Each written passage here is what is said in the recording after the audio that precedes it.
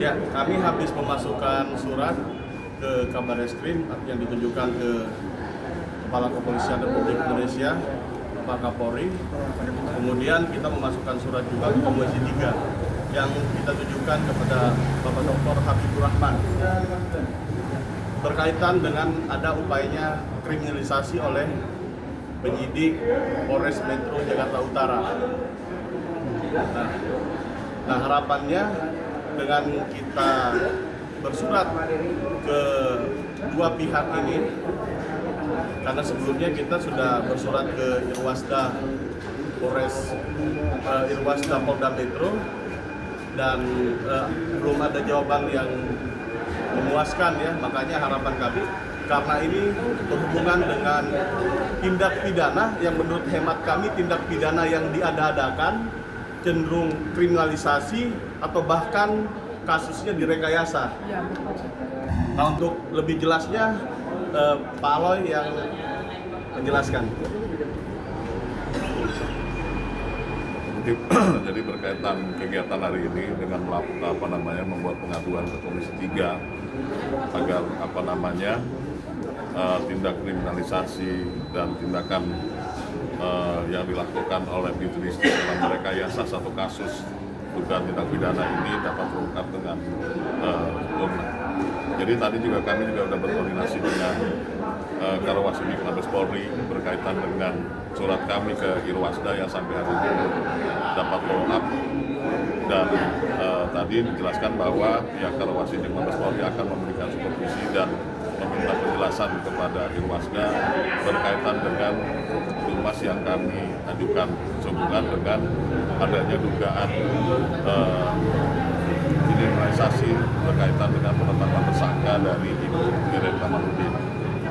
Jadi kenapa ini kami lakukan? Karena kami melihat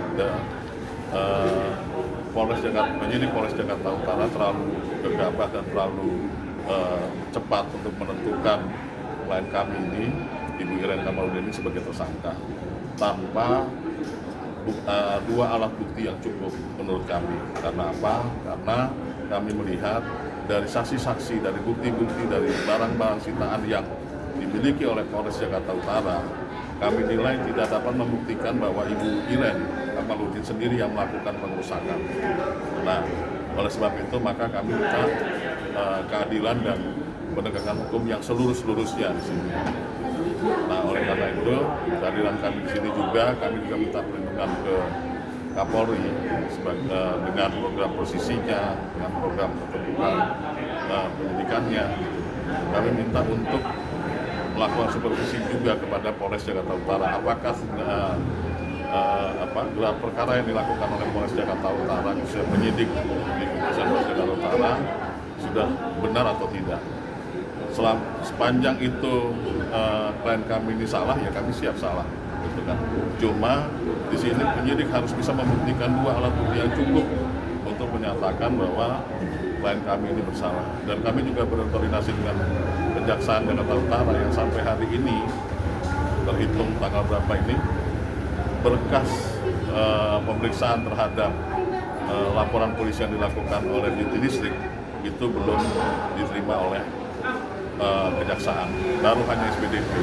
Nah, pertanyaannya, ini ada apa? Kenapa terlalu lama? Apa yang ditunggu? Bukannya berkasnya sudah lengkap?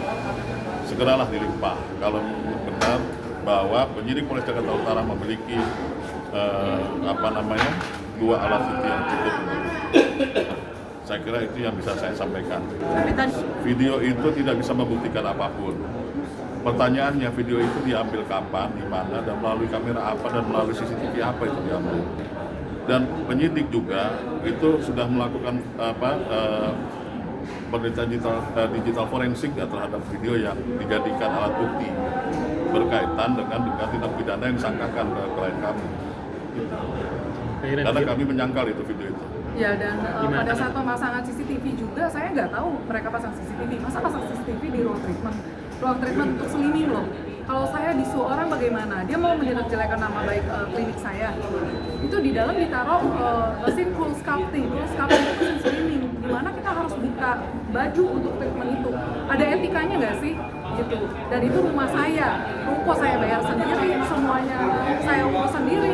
Terus saya copotin, dibilang kriminal, dibilang saya merusak dari mana? Kita turunkan baik-baik serah terima, ada tanda terimanya.